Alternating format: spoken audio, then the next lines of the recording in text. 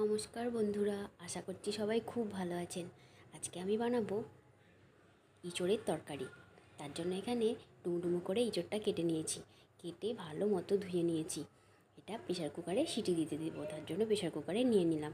আর দিয়ে দিচ্ছি পরিমাণ মতো লবণ আর হলুদ, যাতে সেদ্ধ হয়ে যায় ভালো মতো, কালারটাও খুব সুন্দর আসবে। আর এদিকে কড়াই বসিয়ে দিলাম, কড়াইয়ের মধ্যে দিয়ে দিচ্ছি সাদা তেল। সাদা তেলটা গরম হয়ে গেলে ওর মধ্যে দিয়ে দেবো কেটে ধুয়ে রাখা আলুটাও ডুমো করে কেটে নিয়েছি। আলুটা লাল লাল করে ভেজে নেব। আলুর মধ্যে দিয়ে দেব পরিমাণ মতো লবণ আর দিয়ে দেব পরিমাণ মতো হলুদ। লবণ আর হলুদ দিয়ে আলুটা ভাজলে লাল লাল করে ভেজে নিলে বেশ ভালোই হয়। তো এদিকে ভালো মতো নাড়াচাড়া করে নিচ্ছি।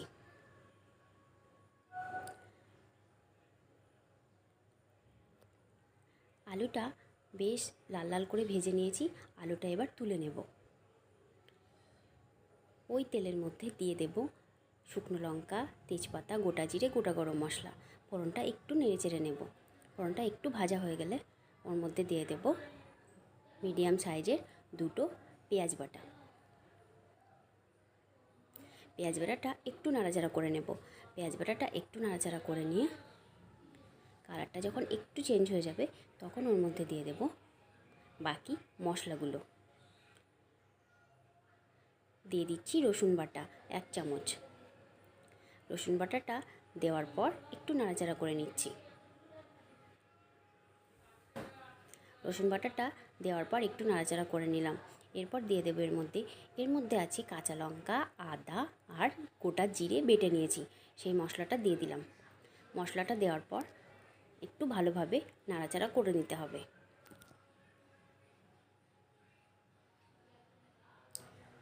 পুরো রান্নার ভিডিওটা স্কিপ না করে পুরোটা দেখতে থাকুন, আশা করছি আপনাদের ভালো লাগবে।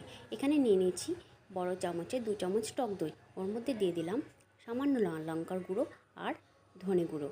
ধনে গুঁড়োটা একদমই কম দিয়েছি। দেওয়ার পর ভালো করে মিশিয়ে রেখে দেব। এদিকে হচ্ছে মশলার মধ্যে দিয়ে দেব হলুদ গুঁড়ো। হলুদ গুঁড়োটা দেওয়ার পর ভালোভাবে আবারও নাড়াচাড়া করে নেব। মশলাটা ভালো মতো কষিয়ে নিতে হবে, যাতে মশলা থেকে কাঁচা গন্ধ চলে যায়। এইভাবে কিন্তু ইঁচড় রান্না করলে বেশ ভালোই লাগে। এদিকে দিয়ে দেব টমেটো বাটা। এখানে আমি টমেটোটা বেটে নিয়েছি। টমেটো বাটাটা দিয়ে দিলাম। এখানে 2টো টমেটো বেটে নিয়েছিলাম। টমেটো দেওয়ার পর আবারও ভালো মতো চেড়ে নেব, যাতে টমেটোর কাঁচা গন্ধ চলে যায়। ভালো মতো কষানো হয়ে গেছে। পরে দিয়ে দেব টক দই আর ধনে গুঁড়ো, লঙ্কা গুঁড়ো মেশানো। তো দিয়ে দিলাম। এরপর ভালো মতো আবারও নাড়াচাড়া করে নেব। ভালো মতো নাড়াচাড়া করে নেওয়া হয়ে গেছে, তেলও ছেড়ে দিয়েছে, খুব সুন্দর কিন্তু হয়েছে, একদম কালারফুল। এর মধ্যে আমি দিয়ে দেব ভেজে রাখা আলু আর ইঁচড়, যেটা সেদ্ধ করে রেখেছিলাম। তো এখানে আমি পুরোপুরি সেদ্ধ করে নিইনি, 90% মতো সেদ্ধ করে নিয়েছি। তো দিয়ে দেওয়ার পর ভালো মতো কষিয়ে নেব আলু আর ইঁচড়ের সাথে, মশলার সাথে। আমার রান্নার ভিডিও যদি আপনাদের ভালো লাগে থাকে প্লিজ একটা লাইক, শেয়ার, কমেন্ট করার অনুরোধ রইল। দিয়ে দিচ্ছি লবণটা আমি এখন দিচ্ছি। তো লবণ দেওয়ার পর আবারও ভালো মতো কষিয়ে নেব। এদিকে হচ্ছে ভালো মতো কষানোও কিন্তু হয়ে গেছে, বেশ কালারফুল হয়েছে, খেতেও কিন্তু খুব ভালো হয় এইভাবে রান্না করলে। তো এদিকে ভালো মতো হয়েও গেছে মেশানো। এরপর আমি এর মধ্যে দিয়ে দেব জলটা দেওয়ার পর মিডিয়াম আঁচে বেশ কিছুক্ষণ ফুটিয়ে নেব।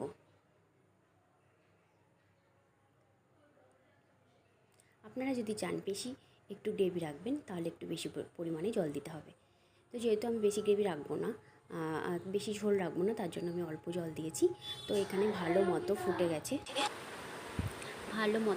গেছে আর ঝোলটাও শুকিয়ে গেছে। এরপরে আমি এর মধ্যে দিয়ে দেব সামান্য পরিমাণে চিনি আর দিয়ে দেব 1 চামচ পরিমাণ ঘি। ইঁচড় রান্নাতে কিন্তু ঘি গরম মশলা দিলে একদম স্বাদ হয় অন্যরকম। তো এদিকে দিয়ে দিলাম 1 চামচ ঘি আর দিয়ে দিচ্ছি গোটা গরম মশলা বেটে রেখেছিলাম, সেই বাটা মশলাটা দিয়ে দিলাম। তো ভালো মতো নাড়াচাড়া করে নিয়ে একদম নামিয়ে নেব।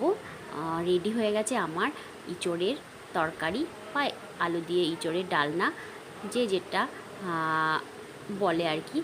তো গরম গরম পরিবেশন করুন রুটি, পরোটা বা লুচির সাথে বা ভাতের সাথে। তো নামিয়ে নেব এবার। একদম দারুণ স্বাদের ইঁচড়ের ডালনা বা ইঁচড়ের তরকারি।